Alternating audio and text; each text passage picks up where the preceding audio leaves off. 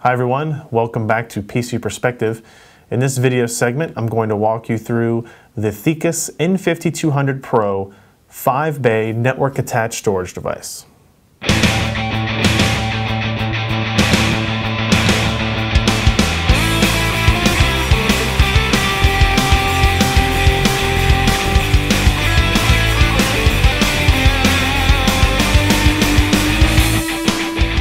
The N5200 Pro from Thecus is a NAS, a network attached storage device.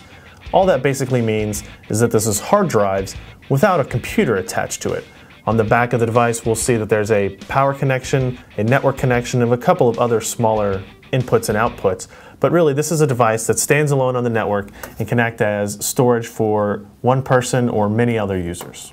The Thecus N5200 has 5 hot swappable SATA 2 hard drive bays and supports RAID 0, 1, 5, 6, 10, and JBOD, which is jumbled array of disks, which essentially allows you to span several hard drives, say a 500 and a 250, and make one single 750 gig virtual drive for the system.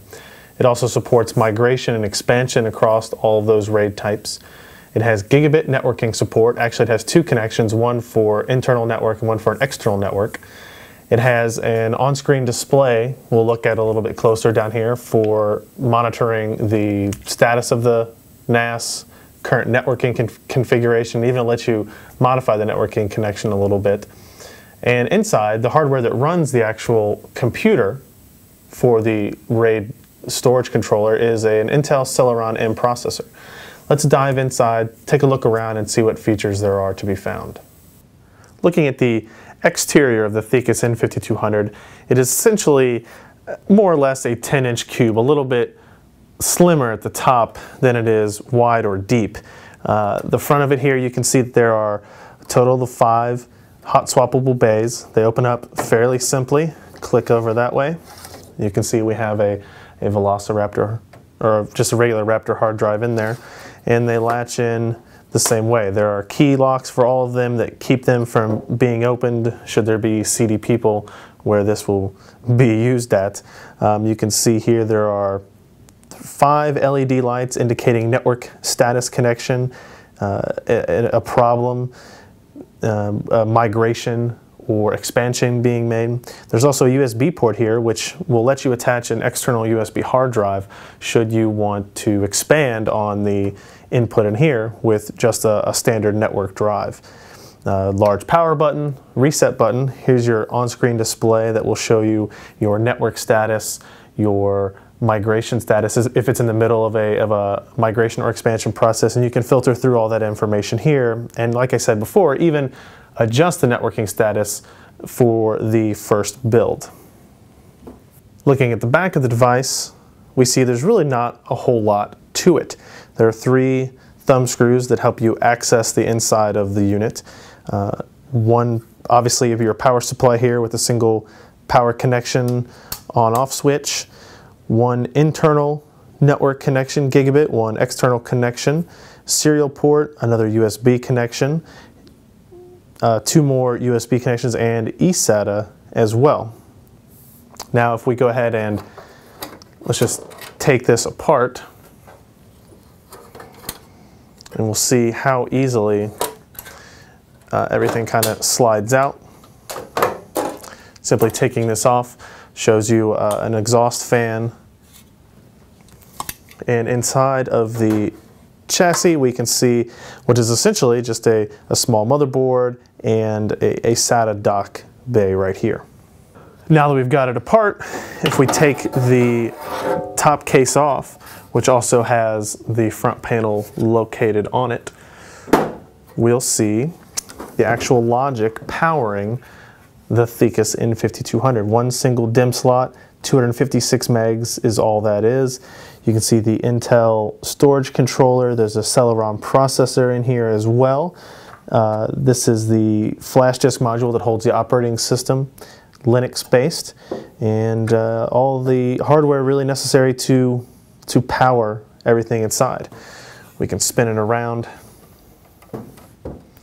and you can see the hard drive bays come in really just that easy.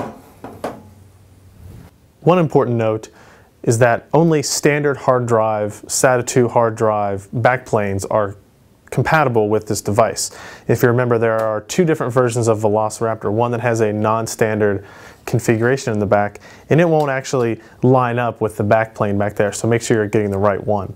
The trays themselves are really fairly simple. A metal base that you can use, comes with screws to attach the hard drives to. The actual drawer and door mechanism is really just plastic. Nothing really too dramatic here, but it gets the job done. All of the configuration of the Thecus N5200 network attached storage is actually done through a web browser based configuration utility. It's pretty plain, but it's functional, and that plainness might actually let you use it on a host of browsers, your iPhone, any kind of mobile phone for that matter. One of the problems I have with it is that a lot of the terms in the configuration tool and the web-based configuration tool are not very well explained, and if you're not kind of up on your networking terminology, you will find yourself going to Wikipedia quite a bit.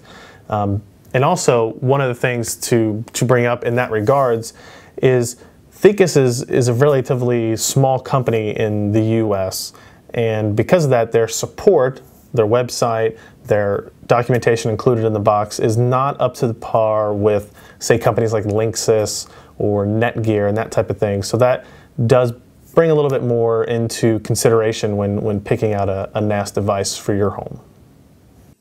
The performance of the Thecus N5200 NAS is actually pretty good, keeping in mind that the theoretical maximum bandwidth of a gigabit Ethernet connection is about 120 megabytes per second, and we saw 44 megabytes per second write and 48 megabytes per second read speeds to and from the device using our Vista test systems. It's actually pretty good and high up on our level of network attached devices.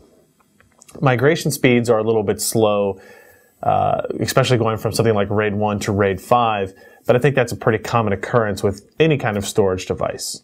One thing we weren't super excited about, I guess, is the fact that yes, it supports RAID 0, but because our speed bottlenecks are really the Ethernet connection, it just makes sense to not worry about RAID 0 and instead go with RAID 1 or 5 or 6, something that's more based around data security as opposed to just data speed.